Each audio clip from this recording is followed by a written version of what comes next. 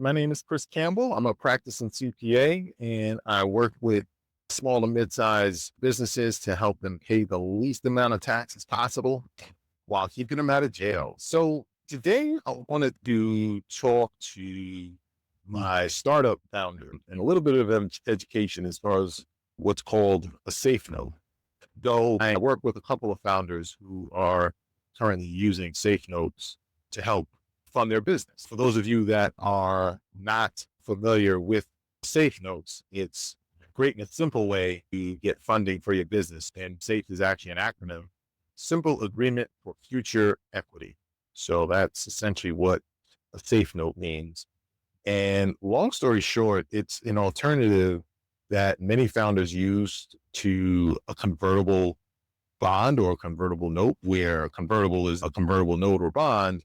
It pretty much says, hey, here's some loaning money, and it's a bond, but at some point turns into equity. So that's a convertible note, but I'm keeping it very simple here. But with a safe note, it's something similar to that, but it's a lot simpler to issue versus a convertible note or a bond. There's a few more things that go into that may make it a little more complex versus a safe note is very simple to issue. So it is, as from what I'm seeing, the preferred financing choice among startup founders, especially in those beginning stages. And another characteristic with the safe note is that it does turn to equity, but there has to be a triggering event for the equity to actually kick into place. And in many instances, it might say, hey, if you get another round of funding, if we hit a valuation X amount of dollars, then the money that's put in can turn future equity. So that's another advantage of a safe note, is that you could do it based upon a triggering event versus a convertible note. And if memory serves me correct, most of the time they may convert after a particular period of time, versus with safe note, you can convert upon a specific event. So again, a certain valuation, liquidity event, you get another round of funding.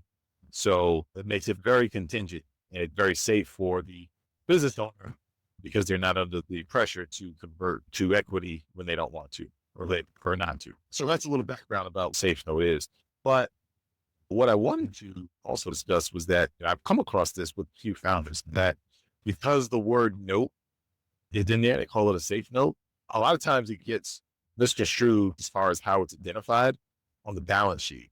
So because the word note is in there, you think of it like a promissory note or note that you may owe, like an IOU. So a couple clients that I've come across, they're either not sure how to classify this, or they went ahead and actually classified this as debt, as liability. Because again, when you hear the word note, you're thinking debt, liability.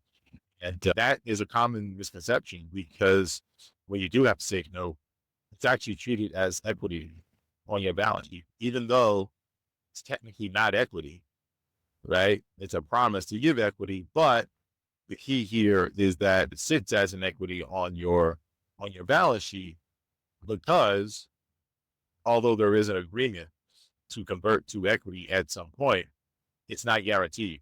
And the investor, person that's investing in the note, they do bear the risk of losing their investment, because if that particular event doesn't hit, they lose that investment, right? So if the trigger isn't reached as far as a liquidity event or funding, it's not as if you as the founder still owe that investor the original principal. So the principal is at risk for the investors. Because of that, safe notes are indeed listed as equity on your balance sheet and not a liability. So to keep that one thing in mind. One thing that you can point out to your potential investors is that in the event that the investment is lost, the investor treats it as a short-term capital loss. So they can use that to offset other capital gains. Now, let's say that there are no other capital gains.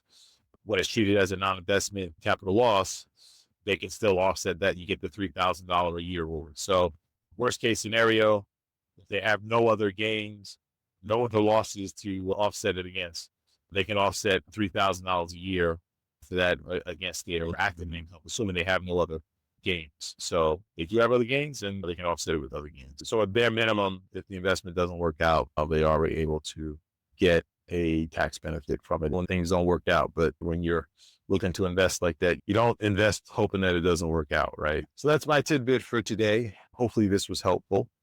And if you have any more questions about saved notes, any other forms of raising capital with the founder, please feel free to reach out. I'm happy to help. All right. So that's all for now, and I'll talk to you in the next one.